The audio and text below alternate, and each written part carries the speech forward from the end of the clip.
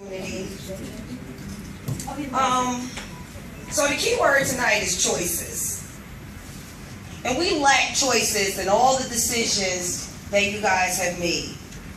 And I know that you the forefront, so everybody can be, but we understand it's a whole bunch of C's that come behind this, but you're just there. You look like, you just always have this face like you don't want to be here, you're not concerned about our children. Those are our children. That's what we live for. And it just grates my nerves. Choices. And how dare you say that we have choices for our children to go to school? When we moved from East Orange, New Jersey, when my daughter was at a performing arts school, and she decided that she wanted to go to a school for culinary arts, we chose Newark Vocational High School at 301 West Kenny Street. We didn't choose Westside High School. So, all the stuff that people are talking about that's going on in the Westside building, like I'm still in a cloud because I'm very committed to my child. I'm committed to her education. I'm committed to her safety. So I don't know what planet you live on because I know, like you in Montclair, it's a little safer. Your babies don't have to do what our babies got to do. Y'all keep throwing around bus tickets. My baby why she don't qualify for bus tickets? Everybody that questioned about the busing for kids to go to school, you're absolutely right. Like I lived on Clinton Place in West Runyon, and I chose to go to Arts High School. They accepted me, and my parent had to buy me a bus card to get there. But there's a difference when we're busing our high school students as opposed to busing babies. Because I like to know, no community input.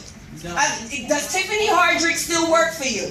Is she still the assistant for, whatever? Because I'm still waiting for a meeting that was supposed to come after January 15th. Like, so you guys have left the parents of Newark Vocational in the dark. No phone calls, with robocall? What robocall? I have a cell phone, I have an email address, I know I got a mailbox connected to my house. Nothing.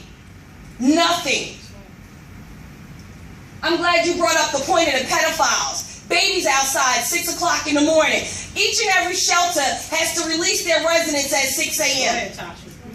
Every shelter. Yes. All the pedophiles, sex offenders that are down southern states and wherever get sent to Newark. Sick of people using Newark as a dumping ground. But our babies are going to be subjected to that. We're talking our children's safety.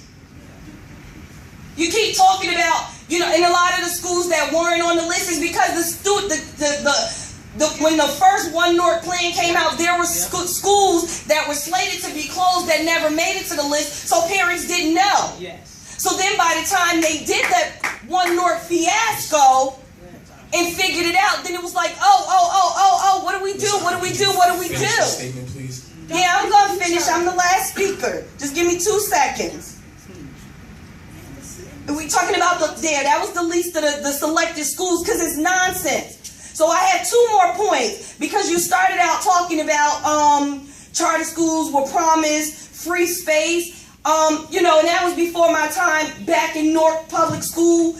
But, so now that they're not getting free space, they're just getting all the space for cheaper prices. Because our kids are kicked out. So we don't, we want excellent. Our brown babies deserve it. We want an excellent school district. We want an excellent superintendent. We want an excellent governor. But we can't renew, redesign, recycle.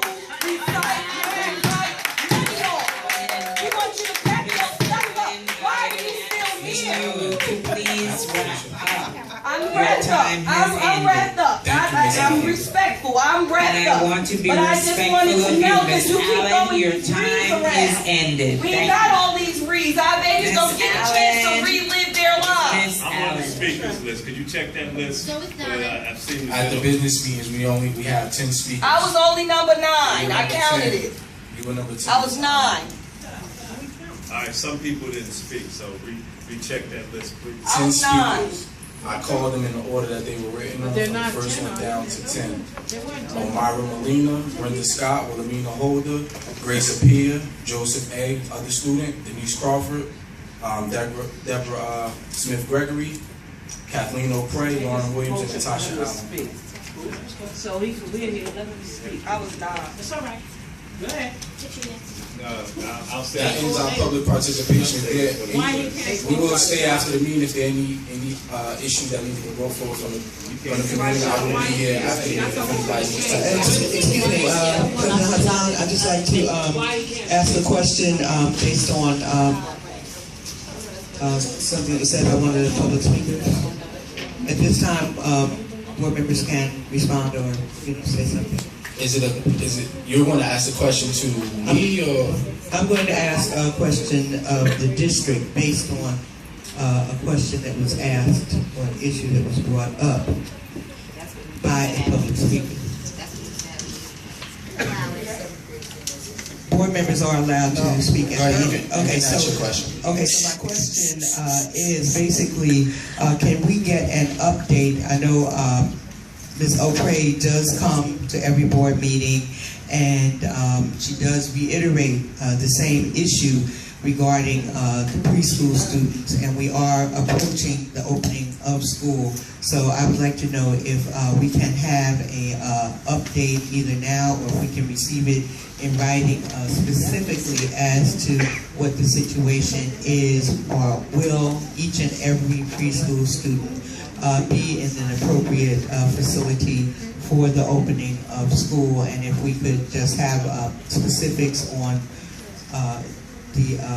just update on what that situation looks like with as much detail, information as possible in terms of just the things that Ms. O'Prey continues to raise in terms of the appropriateness of the facilities and meeting all the regulations they have to have for preschool students. And in addition, if teachers are not aware yet of where they will be, that's an important question. When will teachers know where they will be placed? So all information regarding the timely and appropriate opening of our preschools is what I'm requesting. Absolutely, there are two. The preschool piece, as Dr. Perkins indicated, the status of the Head Start grant was something we've been working hard over the summer because with Head Start monies come facilities monies, and in receiving that today, that will allow us to complete our planning process. All students will be in previously approved and ECHRS ready sites by day one, and the short answer is the Head Start monies will allow us to invest in some of our facilities that were falling short even before this year, and to bring them online after careful planning. So we will, now that we have that, we will provide this board with an update on the plan about sites, locations, seats, as well as some additional seats that will be coming online over the course of the year after we do more facilities improvement with Head Start grant. Okay, thank you. How soon will we be able to receive that? We just got the letter today. I'll check in with Dr. Perkins, but we should be able to get that to you prior to the public board meeting. As far as teachers, just we have been posting matching fairs and doing all sorts of processes so we don't have to force place individuals. The number of individuals who have not secured a placement is pretty small and shrinking, and to the extent that folks have not received a placement, just like we did last year, we will assign them one, and we typically do that about 10 days before school starts because we want to provide any educator that has not yet secured a seat with every opportunity to do so without us having to assign that. Mr. Chair. Mr. Jackson. We are in